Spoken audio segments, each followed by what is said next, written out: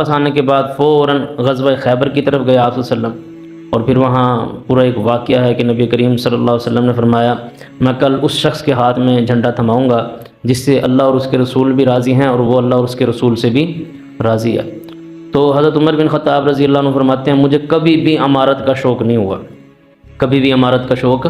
نہیں ہوا، لیکن یہ وہ واحد موقع تھا جس موقع پر میں نے کہا کہ اللہ کے رسول صلی اللہ علیہ وسلم مجھے جھنڈا تھمائیں گے اور مجھے کہیں گے کہ بھئی جا خیبر فتح کر۔ تو کہتے ہیں میں پوری رات بے چین رہا، مجھے نیند نہیں آئی، اور میرا یہی حال نہیں تھا، باقی سب صحابہ کا بھی یہی حال تھا کہ سب کو یہ لگ رہا تھا کہ مجھے بلائیں گے، مجھے بلائیں گے۔ جب صبح ہوئی تو آپ صلی اللہ علیہ وسلم نے پوچھا حضرت علی کہاں ہیں،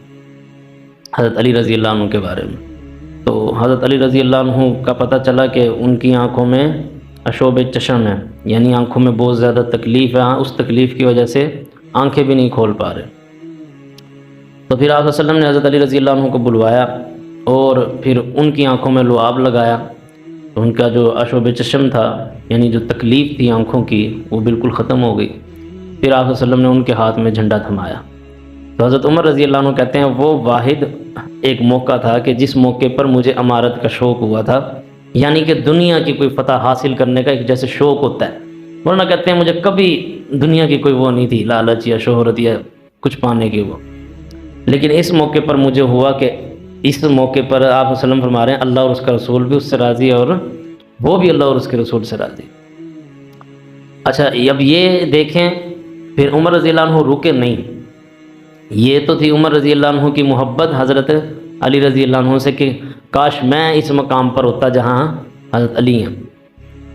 جب عمر بن خطاب رضی اللہ عنہ فوت ہوئے ہیں،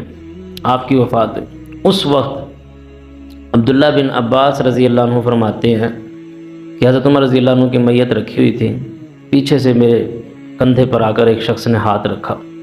اور اس نے کہا اے کاش میں ان اعمال کے ساتھ اللہ کی بارگاہ میں پیش ہوتا جن اعمال کے ساتھ اے عمر تو پیش ہوا ہے،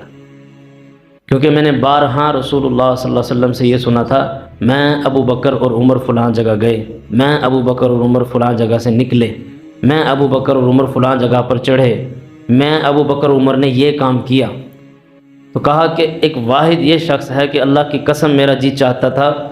کہ میں اس بندے کے اعمال کے ساتھ اللہ کی بارگاہ میں پیش ہوتا۔ تو عبداللہ ابن عباس رضی اللہ عنہ کہتے ہیں میں نے پیچھے مڑ کے دیکھا تو وہ شخص حضرت علی رضی اللہ عنہ تھے جو یہ خواہش کر رہے تھے کہ کاش میں عمر رضی اللہ عنہ کے اعمال کے ساتھ اللہ کی بارگاہ میں پیش ہوتا۔ تو یہ خیبر کا موقع تھا اور صحابہ کرام رضی اللہ